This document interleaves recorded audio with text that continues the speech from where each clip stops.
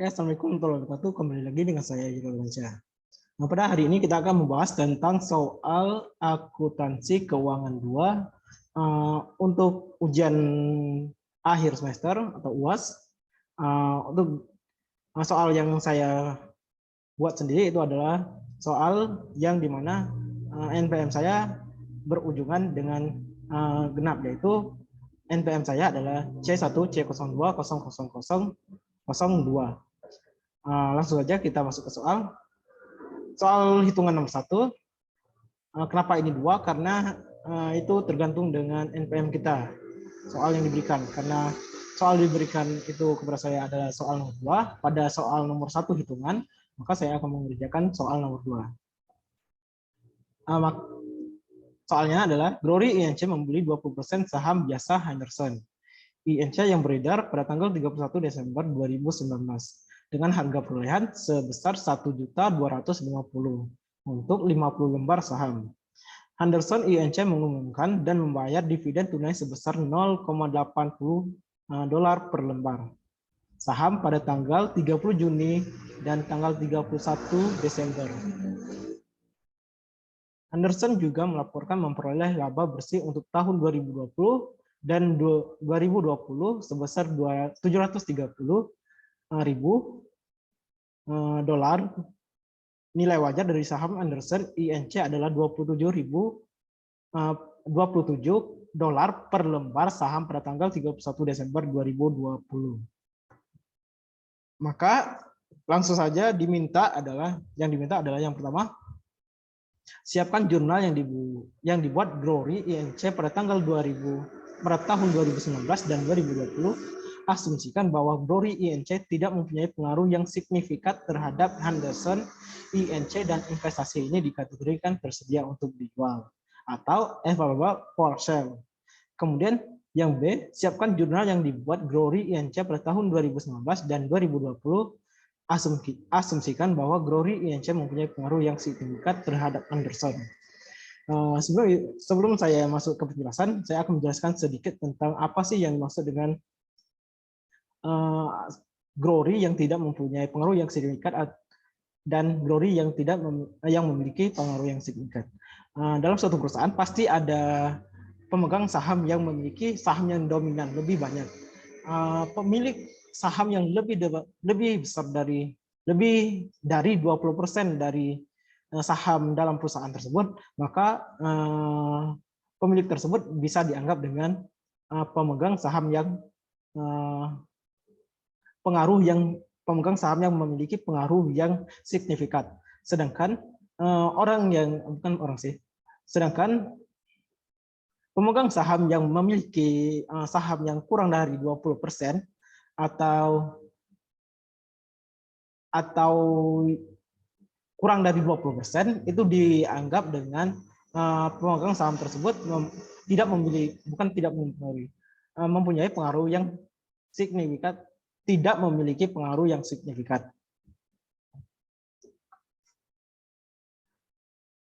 Maka dapat kita simpulkan bahwa apabila pemegang saham tersebut memiliki saham dalam suatu perusahaan lebih dari 20%, itu dianggap dengan mempunyai pengaruh yang signifikan. Sebaliknya, apabila pemegang saham tersebut memiliki saham kurang dari 20% dalam suatu perusahaan, itu dianggap dengan tidak memiliki pengaruh yang signifikan. Nah, untuk metodenya sendiri, yaitu yang pertama, untuk metode yang kita gunakan untuk pemegang saham yang tidak memiliki pengaruh signifikan itu adalah metode cost method. Dan untuk yang memiliki pengaruh yang signifikan dalam suatu perusahaan, itu kita menggunakan metode equity method. Nah, untuk yang pertama itu langsung saja kita ke jawabannya. Pada tanggal 31 pada tanggal 31 Desember 2019, pada tanggal 2019 dengan harga Glory membeli saham biasa Anderson yang beredar pada tanggal 31 Desember 2019. Maka jurnal yang kita buat yaitu yang pertama adalah Available for Sale Sekuritas, kemudian terhadap cash. Available for Sale Sekuritas kita bertambah atau saham kita bertambah, saham kita yang bertambah, kemudian cash kita berkurang. Kenapa cash kita berkurang? Karena kita membayar pembelian saham tersebut tadinya, yaitu sejumlah 125.000. Maka untuk jurnal sendiri itu available for sale terhadap cash yaitu 1.250.000. Kemudian untuk metode yang memiliki pengaruh yang signifikan, maka dapat kita lihat yang pertama adalah investment terhadap cash. Karena ia memiliki pengaruh yang signifikan, maka bisa dianggap dengan pemegang investasi. Kemudian yang pada tanggal 30 bulan 6 2020, karena pada tanggal 30 Juni atau tanggal 30 bulan 6, dia mengumumkan dan sekaligus membayar dividen tunai sebesar 0,80%, $0,80. Maka jurnal yang kita buat adalah yang pertama adalah cash. Kenapa cash? Karena kita mendapatkan uang, bukan uang sih, mendapatkan pembayaran dividen dalam bentuk cash. Maka cash kita yaitu 8.000. Dari mana dapat 8.000? Dari 50 lembar saham yang kita beli, kemudian dikali dengan pembayarannya untuk 0,80%, $0,80, kemudian dikali dengan berapa persen pemegangan saham kita dalam perusahaan tersebut. Maka dapat kita lihat untuk berapa besar saham kita yaitu 50%, bukan 50%, 50.000 lembar saham, kemudian dikali dengan harga pembayaran tadi yaitu $0,80, kemudian dikali 20%, maka hasilnya adalah 8.000. Ini salah ya, salah ketik aja tadi itu.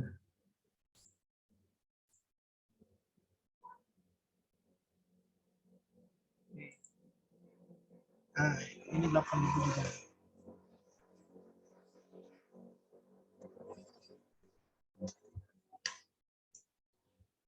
Kemudian untuk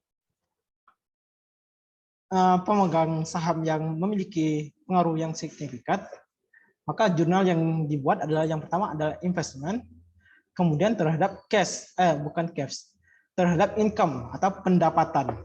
Karena ia memiliki pengaruh yang signifikan, maka pemegang saham tersebut bisa langsung mengakui itu sebagai pendapatan. Kemudian sebentar.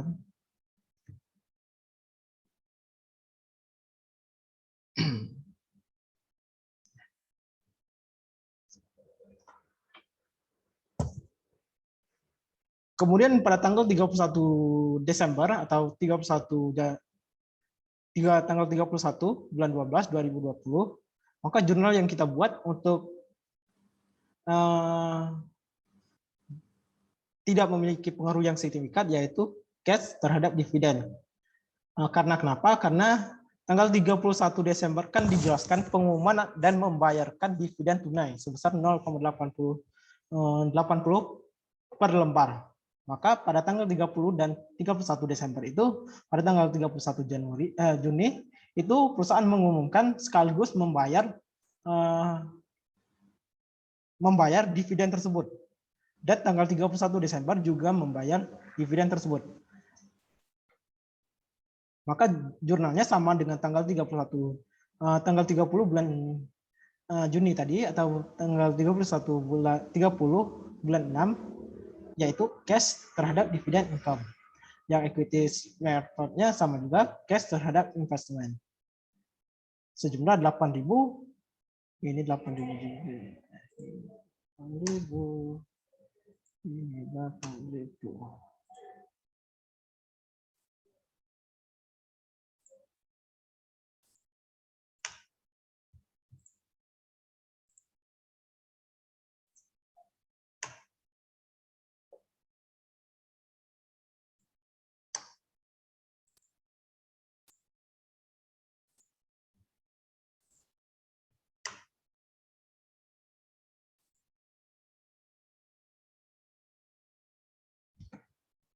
Kemudian pertanyaannya, jika soal ini bukan menjelaskan bahwa pengumumannya dan pembayarannya dividen tunai tersebut dilakukan tanggal 30 Juni dan 31 Desember 2020, maka jurnal yang kita buat sama seperti yang dapat dilihat apabila jika tanggal 30 Juni itu baru mengumumkan, sedangkan tanggal 31 Desember 2020 itu sudah dibayarkan, maka jurnal yang dibuat bukan seperti ini bentuknya. Maka jurnal yang dibuat adalah yang pertama untuk pada tanggal jika pembayarannya jika pengumumannya dilakukan pada tanggal 30, maka jurnalnya adalah yang untuk customer cloud itu tidak ada jurnalnya karena dia tidak memiliki pengaruh yang signifikan, maka itu sekedar melaporkan saja atau catatan dibuat pada catatan atas laporan keuangan.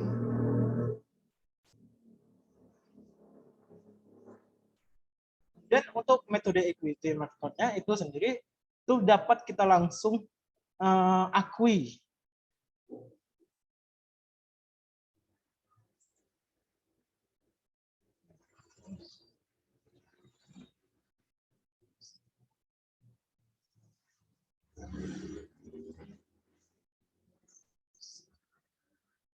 Ini bukan invest, ini cash ya. Nah, dia mendapatkan cash tadi. Yes.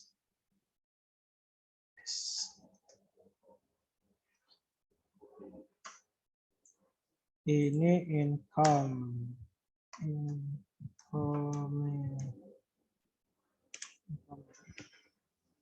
Sebentar ya.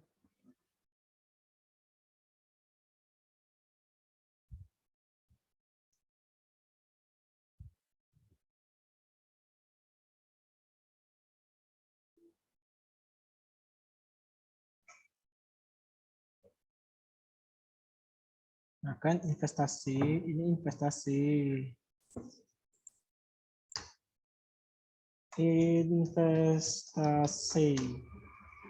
Investment.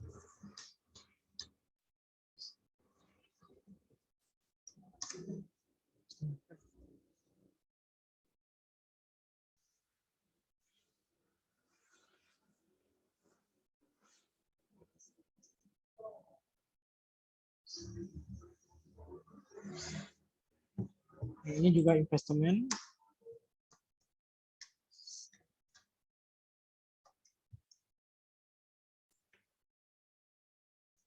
Maka kita ulangi lagi.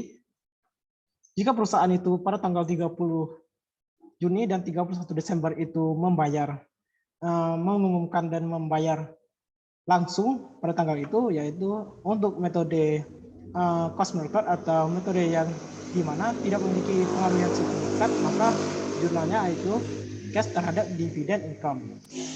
Dan untuk tanggal 31 sama cash terhadap dividend income. Kemudian pada tanggal 30 equity, untuk metode equity methodnya sendiri atau metode yang di mana memiliki pengaruh yang signifikan, maka jurnalnya itu adalah yang pertama adalah cash. Karena kenapa cash? Karena kita mendapatkan pembagian dividen tersebut dalam bentuk uang tunai. Kemudian terhadap investment. Kemudian kenapa investment dikurangkan? Karena dia membagikan dividen dalam bentuk investasi tadi. Jadi investment kita atau investasi kita berkurang. Kemudian untuk selanjutnya pada tanggal 31 Juni sama akunnya cash terhadap investment.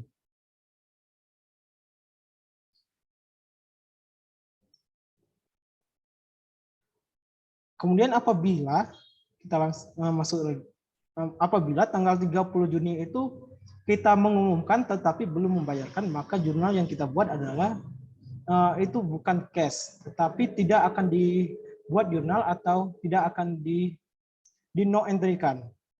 Maka pada tanggal 31 Juni itu akan dibuat pelaporan saja. Ada pelaporan laba, pelaporan saja pada laporan posisi laporan catatan atas laporan keuangan. Dibuat pada catatan atas laporan keuangan. Sedangkan untuk metode equity method atau metode yang dimana memiliki pengaruh signifikan, bisa langsung kita akui dengan investment terhadap income.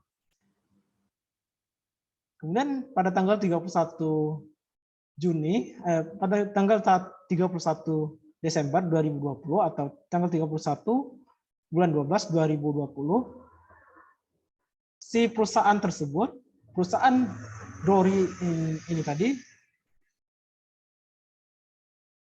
bukan perusahaan Henderson tersebut melaporkan bahwa dia memiliki laba sebesar 730. Dengan nilai wajar saham Anderson di NC adalah 27.000 per lembar. Maka dapat kalian lihat jurnalnya, yaitu yang pertama adalah pelaporan labanya tidak akan dicatat atau no entry untuk metode cost method. Kemudian untuk metode equity method itu investment terhadap income, yaitu sejumlah 146.000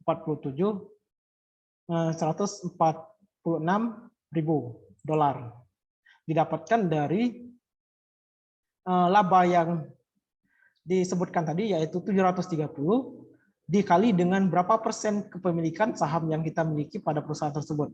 Saham yang kita miliki pada perusahaan tersebut yaitu 20%. Maka 730.000 dolar dikali dengan 20%. Maka hasilnya adalah 146.000. Kemudian nomor 2. Kemudian kita masuk ke hitungan nomor 2.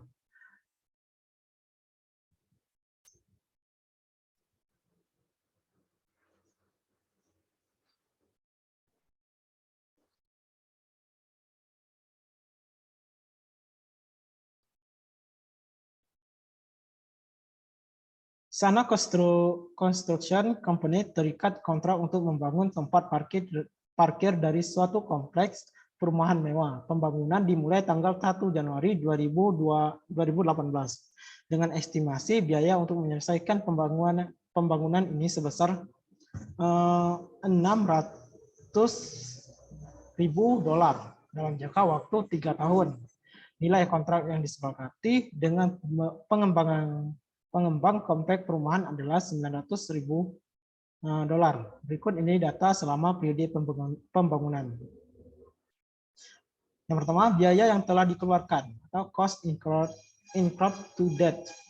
Pada tahun 2018 itu adalah 270, pada tahun 2019 sejumlah 450, kemudian pada tahun 2020 itu 610. Biaya yang telah dikeluarkan itu pada tahun 2018 itu dikeluarkan adalah 270, sedangkan pada 2019 itu bukan bersih dari biaya dikeluarkan, tetapi total dari pengeluaran 2018 dan 2019, maka hasilnya adalah 450. Sedangkan pada tahun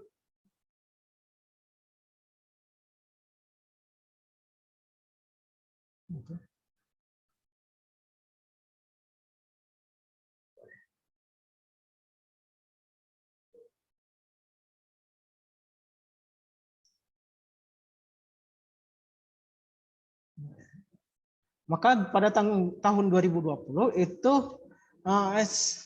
biaya yang telah dikeluarkan yaitu 610. Kenapa 610? Karena 610 sedangkan pada estimasi yang disebutkan pada tanggal 1 Januari 2018 itu adalah 600.000, sedangkan pada tahun 2020 itu dikeluarkan 610.000 dolar. Kenapa? Karena ketika pada tahun 2020 tersebut bisa terjadi perubahan-perubahan dalam konstruksi tersebut, dalam pembangunan tersebut, pembangunan perumahan mewah tersebut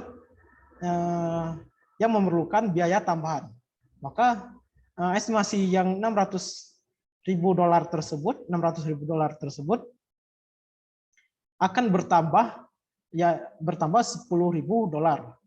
atau bisa juga perbaikan pada kontrak dalam kontrak konstruksi tersebut.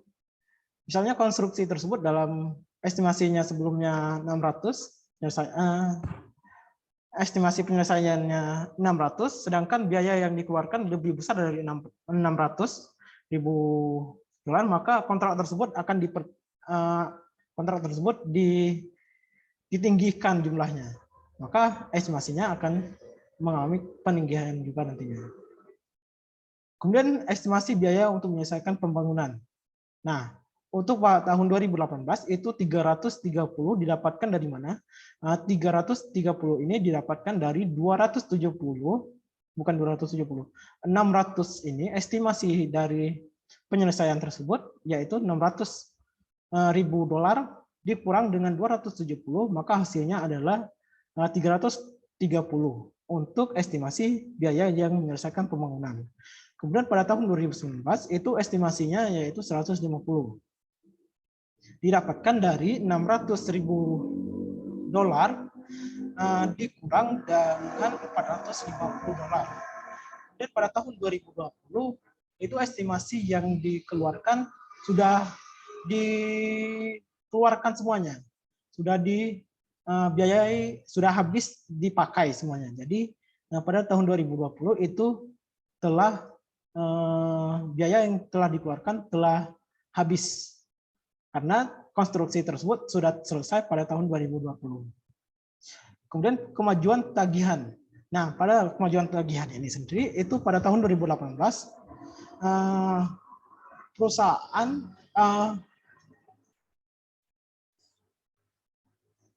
Sana Konstruksi ini pada tahun 2018 menagih nilai kontrak tersebut, yaitu nilai kontrak tersebut yaitu nilainya $900.000. Dia tagih sejumlah $270.000.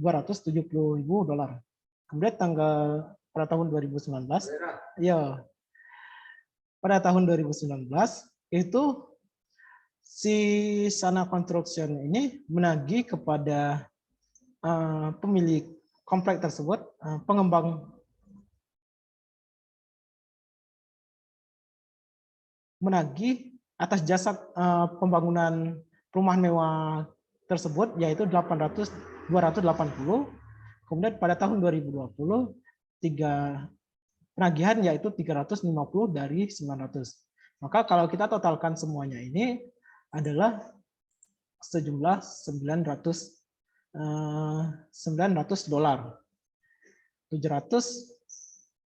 270 ditambah 280 sama dengan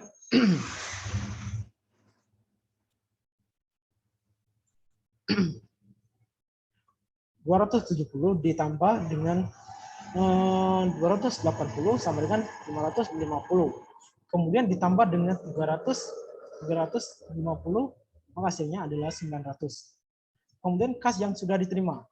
Pada tahun 2018, dari penagihan sebelumnya yaitu 270, yang diterima adalah 240. Kemudian pada tahun 2019, dari kemajuan tagihan yaitu yang diinginkan oleh Sana, cash yang ingin diterima yaitu $280, dibayarkan sejumlah 230. Kemudian pada 2020, maka yang dikeluarkan adalah sisa dari kekurangan dari 900 tersebut. Jadi kekurangan dari 900 tersebut tadinya yaitu $430.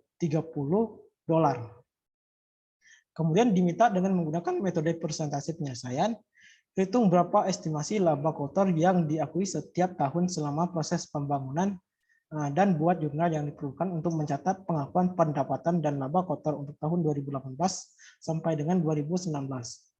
Maka yang pertama kali kita buat adalah persentase perhitungan persentase penyelesaian dulu, yaitu pada tahun 2018, 2019, 2020 kita buat kolom seperti ini. Yang pertama isinya adalah harga kontrak. Harga kontrak di soal tersebut dijelaskan adalah $900.000. Maka kita tempatkan di sini pada tahun 2018, 2019, 2020 yaitu $900. Kemudian biaya dikeluarkan. Biaya yang dikeluarkan ini didapatkan dari biaya yang dikeluarkan ini sendiri didapatkan dari biaya yang telah dikeluarkan pada tahun 2018, yaitu dari sini, dan dari sini, dan dari sini. Tinggal di copy paste saja. Kemudian perkiraan biaya yang sampai selesai. Itu 330, kemudian 150, kemudian 0%. Kemudian 0. Kan 0 sih. Telah diselesaikan pembangunannya tersebut. Jadi biaya tersebut tidak akan dikeluarkan lagi. Kemudian presentasi penyelesaiannya adalah biaya yang dikeluarkan atau 970 ini dibagi dengan estimasinya tadi. Estimasi penyelesaian tersebut tadinya. Estimasi penyelesaian tersebut tadinya yaitu $600.000. Maka dengan menggunakan presentasi, maka yang telah terselesaikan adalah 45%. Kemudian pada tahun 2019, karena ini kalau kita tambah menjadi 600, maka dari penyelesaian ini, biaya yang dikeluarkan dibagi dengan 600 penyelesaian. Estimasi penyelesaian 600. Maka hasilnya adalah untuk presentasinya adalah 750%. Kemudian pada tahun 2021 karena kontrak tersebut telah kita selesaikan, maka presentasi penyelesaiannya telah diselesaikan sejumlah 610 dibagi dengan 610. Kemudian setelah kita menyelesaikan presentasi penyelesaian tersebut tadinya, selanjutnya yang kita lakukan adalah membuat jurnal yang pertama jurnal biaya konstruksi, kemudian 2 kemajuan penagihan, kemudian yang ketiga penagihan. Nah, untuk pencatatan biaya konstruksi sendiri, itu yang pertama adalah konstruksi dalam proses. Konstruksi dalam proses tersebut adalah 270 didapatkan dari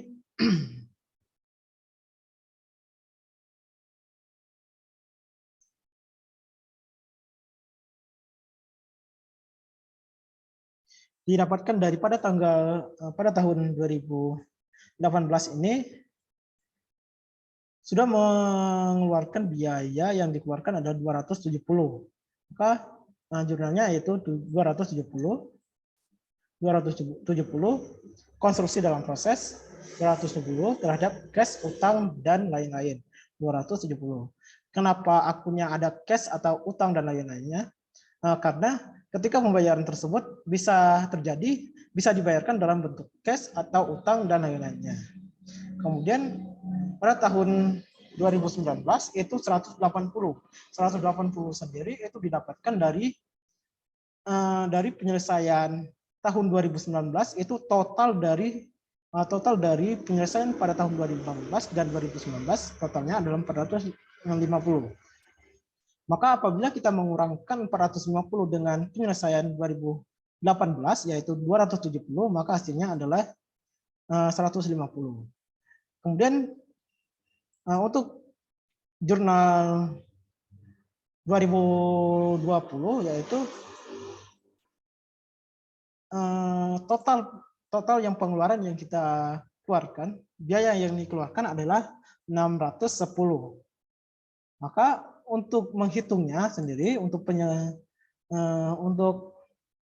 biaya yang dikeluarkan adalah 610 ini dikurangi dengan total biaya dari tahun sebelumnya. Tahun sebelumnya total biaya yang dikeluarkan pada tahun sebelumnya adalah 400 50 dari tahun 2018 dan 2019. Yaitu 610 dikurang dengan 450 hasilnya adalah 160. Kemudian buat jurnal untuk penagihannya. Pada tahun 2018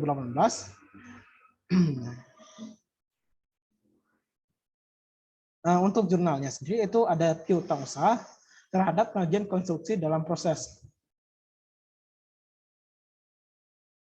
Kenapa kita mengakui penagihan piutang usaha dan penagihan konstruksi dalam proses adalah kenapa kita telah menyelesaikan jasa kita, tetapi kita belum mengeluarkan menerima uang tersebut. Jadi kita mengakui adanya piutang terhadap jasa yang kita keluarkan tadi. Kemudian penagihan konstruksi dalam proses. Kenapa penagihan konstruksi dalam proses? Karena dalam pembangunan konstruksi tersebut itu belum selesai dibangun dalam perumahan tersebut. Jadi penagihan konstruksi dalam proses.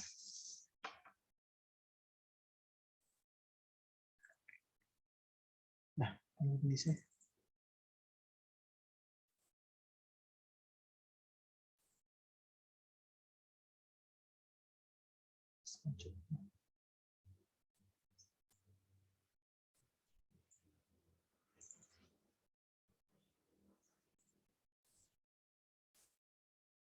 Apa yang ku benci tadi?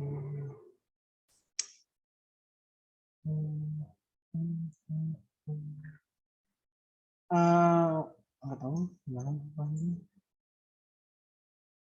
Ya,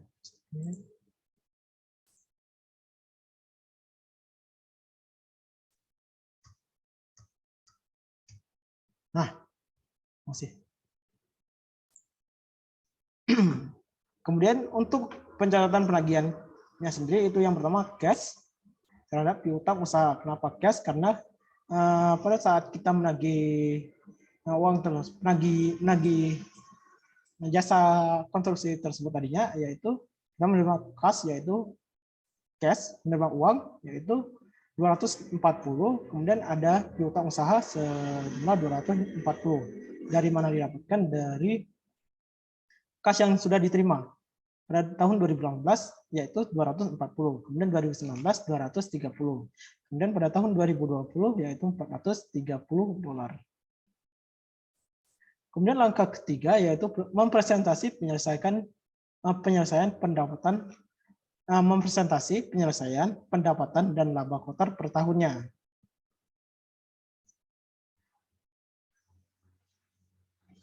Yang pertama kita masuk 2018. Yang pertama untuk pendapatannya sendiri itu didapatkan dari nilai kontrak tersebut, nilai dari yang disepakati sebelumnya adalah $900, $900.000 dikali dengan penyelesaiannya. Penyelesaiannya adalah pada tahun 2018 yaitu 45%. Maka 900 dikali dengan 45% yaitu $405. Kemudian biaya kotornya sendiri itu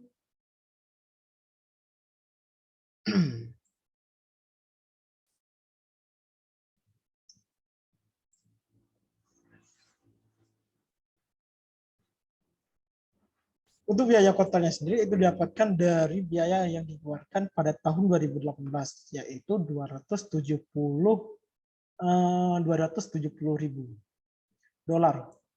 Kemudian untuk laba kotornya sendiri itu didapatkan dari pengurangan dari 405 dikurang dengan 270, maka hasilnya adalah $135.000. Kemudian diakui periode sebelumnya. Kenapa pada tahun 2018 tersebut pada bagian diakui periode sebelumnya dinyatakan kosong? Karena pada kontrak tersebut sendiri itu dimulai pada tahun 2018. Maka tahun sebelum dari 2018 itu belum ada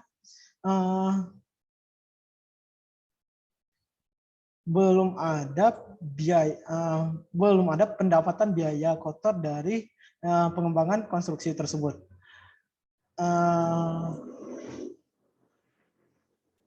Begini saja. Konstruksi tersebut dimulai pada tahun 2018. Maka tahun sebelumnya pasti tidak ada pengembangan dalam konstruksi perumahan mewah tersebut. Kemudian diakui periode sekarang. Maka yang diakui periode sekarang itu sendiri yaitu sama dengan sampai periode tadi, yaitu 405. Karena ini baru awal, maka dapat kita akui untuk perawatannya sendiri itu 405, kemudian ada biaya kotor 270, kemudian ada laba kotor sejumlah 135. Kemudian pada tahun 2019 itu sampai periodenya sendiri itu yang pertama adalah 670.000. Didapatkan dari mana? 900.000 dolar dikali dengan penyelesaian, tingkat penyelesaian sendiri yaitu 75% dari penyelesaiannya. Maka hasilnya adalah 675.000 dolar. Kemudian biaya kotor yang dikeluarkan. Biaya kotor sendiri itu didapatkan dari biaya yang dikeluarkan pada periode 2018 dan 2019 ditotalkan, maka hasilnya adalah 450.000 dolar. Kemudian laba kotornya sendiri itu didapatkan dari 225 didapatkan dari 675 dikurang dengan 450.000 dolar. Maka hasilnya adalah 225.000 dolar. Kemudian diakui periode sebelumnya. Nah, untuk periode sebelumnya itu sendiri itu didapatkan dari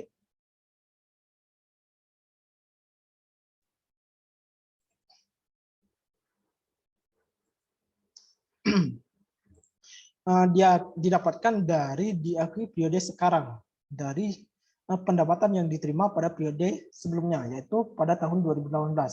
Dari sini. Tinggal kalian copy, kemudian taruh di sini.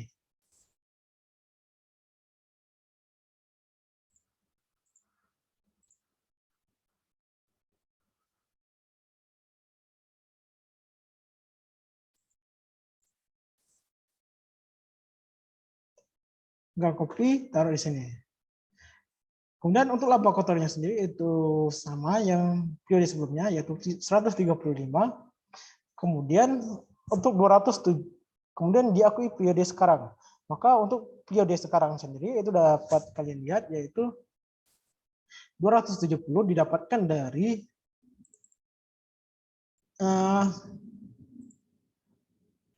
pendapatan sampai periode sekarang dikurangi dengan pendapatan periode sebelumnya. Maka hasilnya adalah 270. Kemudian biaya kotornya sendiri itu didapatkan dari biaya kotor periode sekarang sampai sekarang, kemudian dikurangi dengan diakui periode sebelumnya, yaitu 210. Maka hasilnya adalah 180. Kemudian untuk laba kotornya sendiri itu didapatkan dari pendapatan diakui periode sekarang, yaitu 270 tadi dikurangi dengan 180, hasilnya adalah 90.000 dolar. Kemudian pada tahun 2020 pendapatan yaitu sudah 100% telah diselesaikan. Maka 900.000 dolar tadi dikali dengan 100%, maka hasilnya adalah 900.000 dolar. Kemudian biaya kotornya sendiri itu 610. Didapatkan dari mana? Itu didapatkan dari penyelesaiannya sendiri itu sudah diselesaikan semuanya. Jadi total penyelesaian pada tahun 2018 sampai 2029 yaitu 610. Maka untuk laba kotornya sendiri itu didapatkan dari pendapatan dikurang dengan biaya kotornya sendiri, yaitu 900.000 dolar dikurang dengan 610. Hasilnya adalah 290.000 dolar. Kemudian diakui periode sebelumnya. Nah, untuk periode sebelumnya itu didapatkan dari total dari periode tahun 2018, diakui periode sebelumnya 2018 ditambah dengan diakui pada tahun 2019. Maka hasilnya yang didapatkan adalah 275.000 dolar. Kemudian biaya kotornya sendiri itu sama, didapatkan daripada tahun 2018 ditambah dengan biaya kotor pada tahun 2019, yaitu hasilnya adalah 450. Kemudian hasilnya adalah 225.000 dolar. didapatkan dari pendapatan periode sebelumnya dikurangi dengan biaya kotor periode sebelumnya. Kemudian diakui periode sekarang. Nah, untuk periode sekarang ini sendiri itu didapatkan dari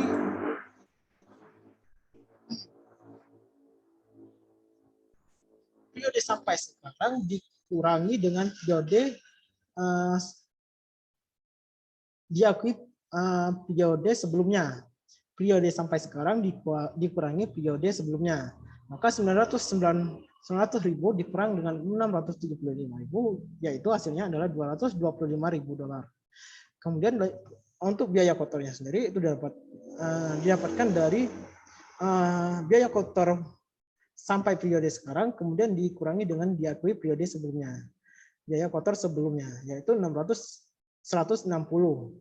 Kemudian dikurangi, pendapatan dikurangi dengan biaya kotornya, yaitu 650.000 dolar. Kemudian langkah selanjutnya itu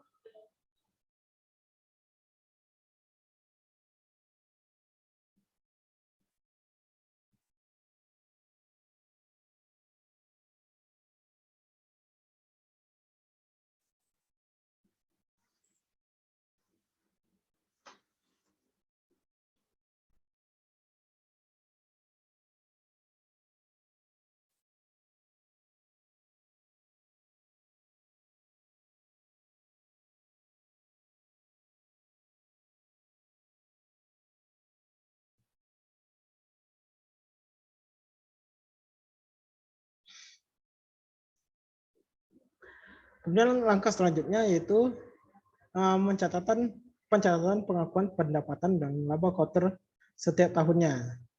Yang pertama, untuk pengakuan pendapatan pada laba kotornya sendiri, itu yang pertama ini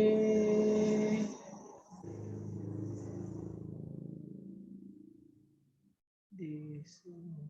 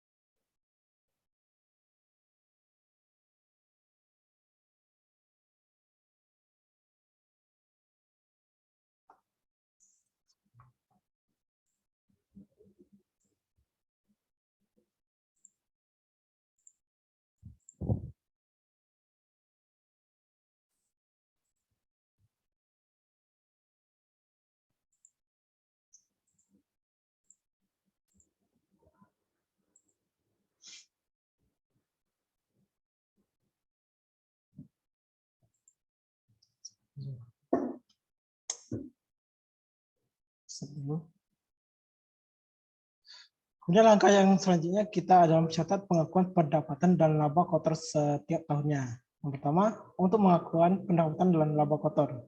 Nah, pada tahun 2018 itu yaitu jurnal yang pertama adalah konstruksi dalam proses. Untuk laba kotor yaitu 135 didapatkan dari pendapatan yang diakui periode sekarang pada tahun 2018 yaitu 185. Kemudian beban konstruksi.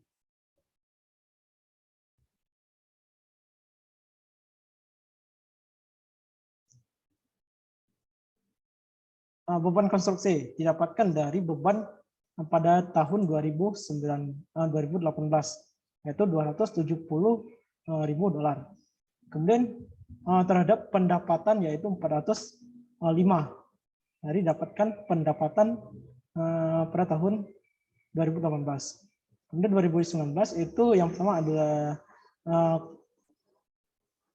konstruksi dalam proses atau laba kotornya sendiri itu didapatkan dari 90 dolar. Kemudian beban konstruksinya didapatkan dari beban konstruksi yang diakui periode 2019 yaitu 180. Kemudian pendapatan yang didapatkan dari pendapatan yang diakui pada tahun 2019. Nah, pada tahun 2019. Kemudian untuk 2020 itu yang pertama ada 65.000 dolar didapatkan dari laba kotor pada tahun 2020 yang diakui sekarang pada tahun 2020. Kemudian terhadap beban konstruksi. Beban konstruksinya sendiri itu didapatkan dari biaya kotor yang dikeluarkan pada tahun 2020. Kemudian ada terdapat pendapatan yaitu 225 didapatkan dari pendapatan yang dikeluarkan pada tahun 2020 yang sebenarnya. Kemudian untuk penyelesaian kontraknya sendiri, penyelesaian kontraknya sendiri itu ya yang pertama adalah penagihan atas konstruksi dalam proses terhadap konstruksi dalam proses. Pada tahun 2018 karena 2018 dan 2019 karena perumahan tersebut belum diselesaikan, maka jurnal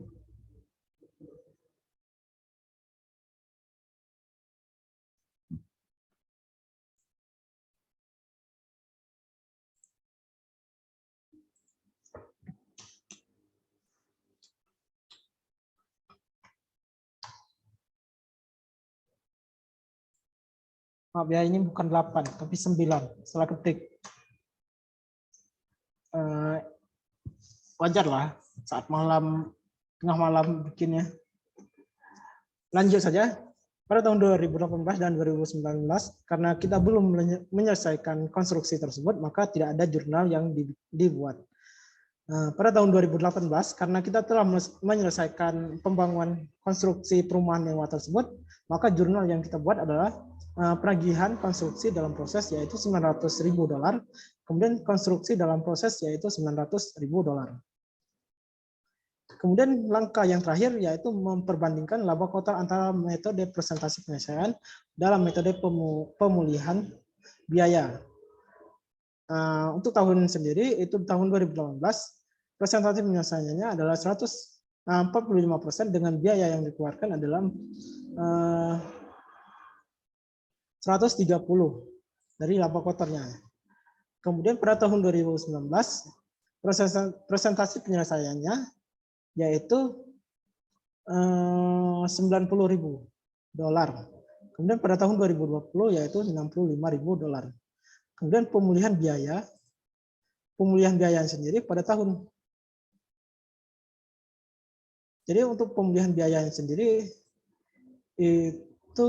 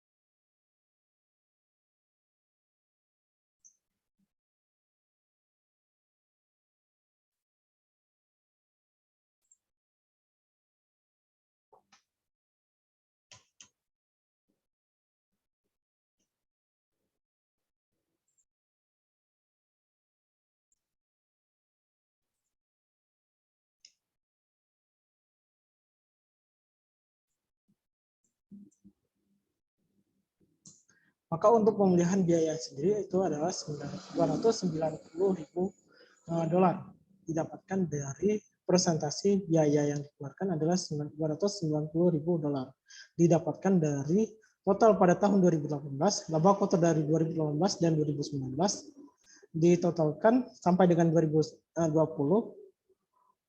total dari 2018 ditambah dengan 2020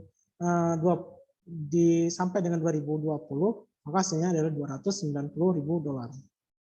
Nah, mungkin itu saja penjelasan saya untuk soal nomor 1 dan nomor 2 hitungan pada soal ujian akuntansi keuangan 2. Mungkin kalau ada salah dalam penulisan saya atau lain-lainnya, saya mohon maaf. Saya akhiri. Wassalamualaikum warahmatullahi wabarakatuh.